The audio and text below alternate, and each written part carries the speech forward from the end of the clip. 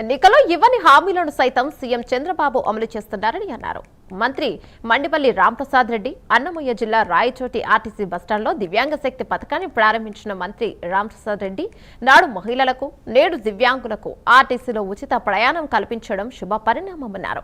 దివ్యాంగ శక్తి దివ్యాంగులకు ఓ వరం లాంటిదన్నారు. ఈ పథకం ద్వారా రాష్ట్రంలోని 12.5 లక్షల మంది దివ్యాంగులకు ఆర్టీసీలో ఉచిత ప్రయాణ సౌకర్యాన్ని కల్పిస్తున్నట్టు చెప్పారు.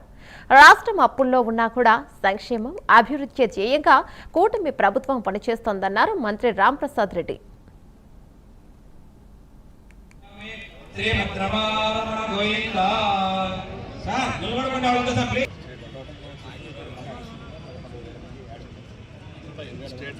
ఇప్పటికే రాష్ట్ర వ్యాప్తంగా మహిళా సమాజానికి స్త్రీశక్తి పథకాన్ని తీసుకొని వచ్చాం. ఆగస్టు 15వ తారీఖు నుంచి రాష్ట్రంలో ఈ స్కీమ్ని ఇంప్లిమెంట్ చేయడం జరిగింది.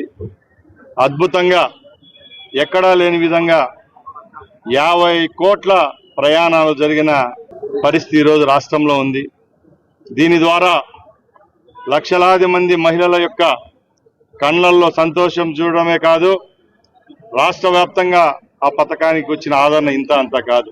అది ఒక పక్కన జరుగుతూ ఉంటే ఎన్నికల హామీలో కూడా లేకుండా ఉండే మరొక పథకాన్ని ఈరోజు లాంఛనంగా రాష్ట్ర వ్యాప్తంగా ముఖ్యమంత్రి గారు ప్రారంభిస్తున్నారు.